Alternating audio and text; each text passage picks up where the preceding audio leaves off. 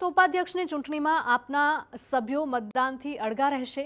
પરિણામ સ્પષ્ટ હોવાથી મતદાન નહીં કરવા માટે નિર્ણય લેવાયો છે। આપના 4માંથી એક પણ ધારાસભ્ય મતદાન નહીં કરે। ભાજપ અને કોંગ્રેસનું સંખ્યાબળ જોતા ભાજપની જીત નિશ્ચિત છે। આમ આદમી પાર્ટીના ગુજરાત પ્રદેશથી આ નિર્ણય લેવાયો છે।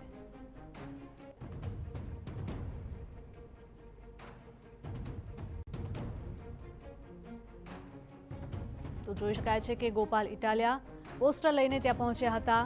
ટ્રેડ ડીલ હટાવો, કિસાન બચાવો। અમારા પોલિટિકલ એડિટર કિંજલ જોડાયા છે। કિંજલ, જણાવશો કે ઉપાધ્યક્ષની આ ચૂંટણીમાં આપના જે સભ્યો છે તે મતદાનથી અળગા રહેશે અને પોસ્ટર લઈને પણ તેઓ પહોંચ્યા હતા। બિલકુલ, આપના સભ્યો હતા મતદાનથી અળગા રહ્યા હતા, કેમ કે જે ધારાસભ્ય છે શૈલેષ પરમાર એ કોંગ્રેસના છે અને આપે નિર્ણય લીધો છે કે તેમને હું મતદાન નથી કરું અને સત્રની કાર્યવાહી છે શરૂ થઈ ચૂકી છે। રાજ્યપાલ પોતે પણ વિધાનસભા ગૃહમાં આવી ચૂક્યા છે। જ્યારે પણ રાજ્યપાલ આવ્યા ત્યારે જય શ્રી રામના નારા સાથે તેમનું જે સ્વાગત છે તે કરવામાં આવ્યું છે અને થોડી જ વારમાં રાજ્યપાલના ભાષણ સાથે સત્રની કામગીરી શરૂ થવા જઈ રહી છે। બિલકુલ કિંજલ, માહિતી બદલ આપનો આભાર।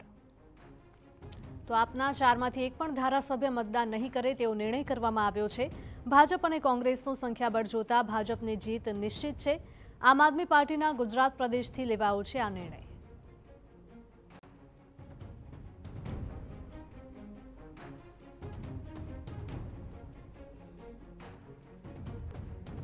તો ઉપાધ્યક્ષની ચૂંટણીમાં આમ આદમી પાર્ટીના સભ્યો મતદાનથી અળગા રહેશે તેવો મહત્વનો નિર્ણય કરવામાં આવ્યો છે। તેમણે કહ્યું છે કે પરિણામ સ્પષ્ટ હોવાથી મતદાન નહીં કરીએ। આમ આદમી પાર્ટીના 4માંથી એક પણ ધારાસભ્ય મતદાન નહીં કરે। ભાજપ અને કોંગ્રેસનું સંખ્યાબળ જોતા ભાજપની જીત નિશ્ચિત હોવાનું ગણાવ્યું।